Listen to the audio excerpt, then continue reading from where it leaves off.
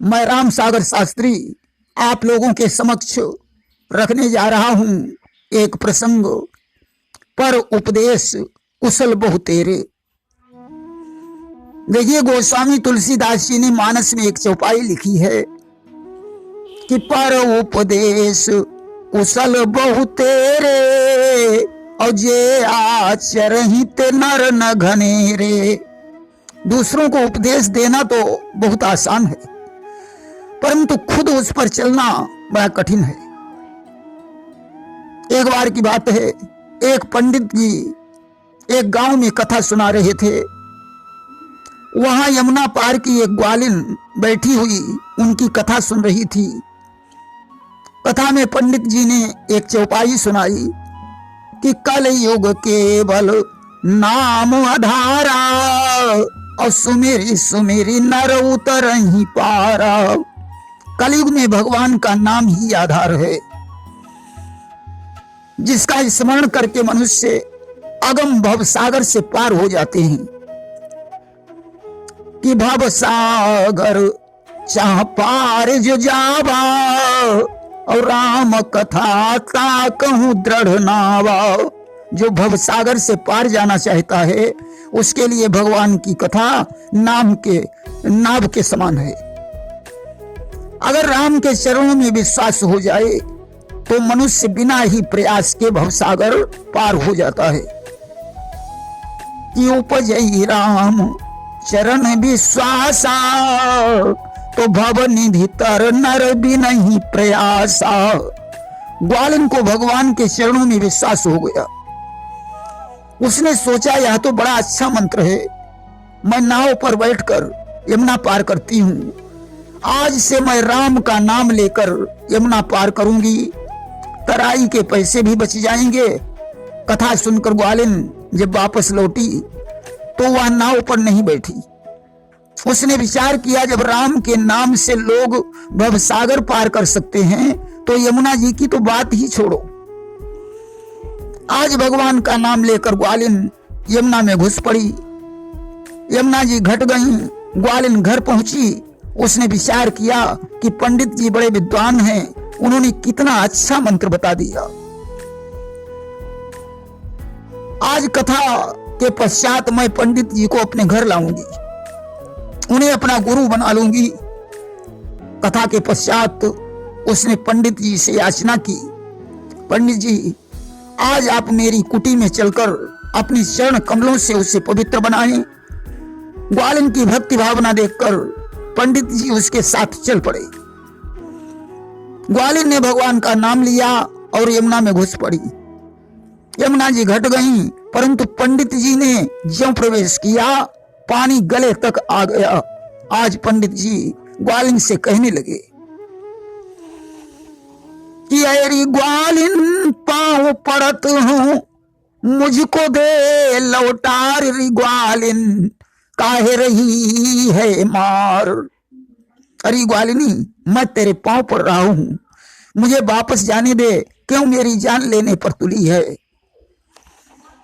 कि यमुना मैया अगम भरी हैं, कैसे करिबे पार री ग्वालिन, काहे रही है मार। यमुना जी अगम भरी हुई हैं, मैं कैसे पार हो सकता हूं। आज पंडित जी की आवाज ज्यों ग्वालिन के कान में पड़ी, दौड़कर पंडित जी के पास पहुंची। कि कान आवाज पड़ी ग्वालिन के, गई गुरु के पास। हाथ जोड़कर ग्वालिन बोली, क्षमा करो हे नाथ। कि चलना है मेरे गांव गुरुजी, बोलो सीताराम गुरुजी, कहिए राधे श्याम। ग्वालिन ने कहा, गुरुजी मुझे क्षमा करना, आपको मेरे घर तो चलना ही पड़ेगा।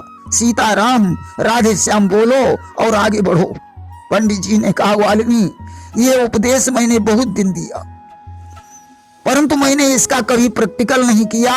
आज प्रैक्टिकल हो गया है, अब मैं कभी किसी को ये उपदेश नहीं दूंगा।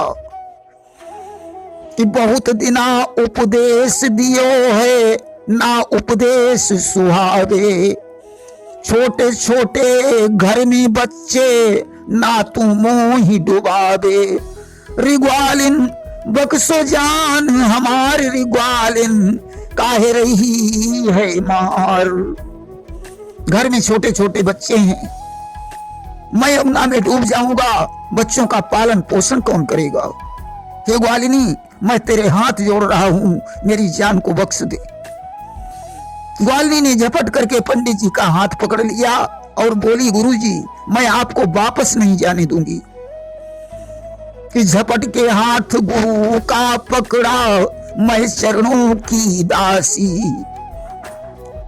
नाम नाम तुमने जो दीनी, नितमय आती जाती।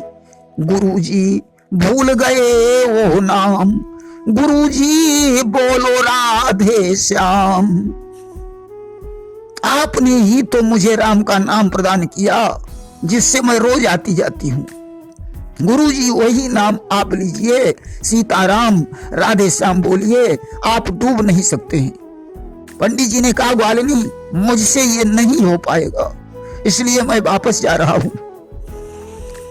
पंडित जी ने जैसे तैसे ग्वालिनी से हाथ छुड़ाया और वापस लौट आए। उसी दिन से पंडित जी ने कथा में यह उपदेश देना बंद कर दिया। कौन सा? कि कल युग केवल नाम आधारा, और सुमेरी सुमेरी नर उतर ही पारा।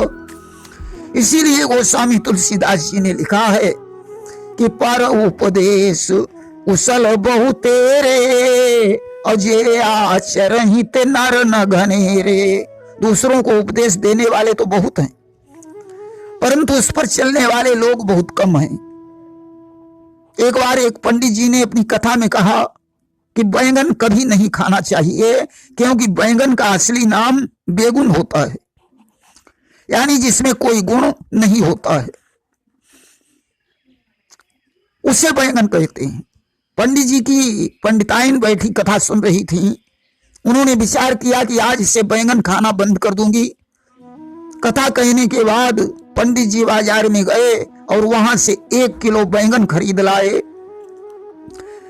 पंडिताइन ने पंडित जी से पूछा, पंडित जी, आप तो कथा में कह रहे थे कि बैंगन कभी नहीं खाना चाहिए, क्योंकि इसका नाम बेगुन होता है, इसमें कोई गुण नहीं होता है।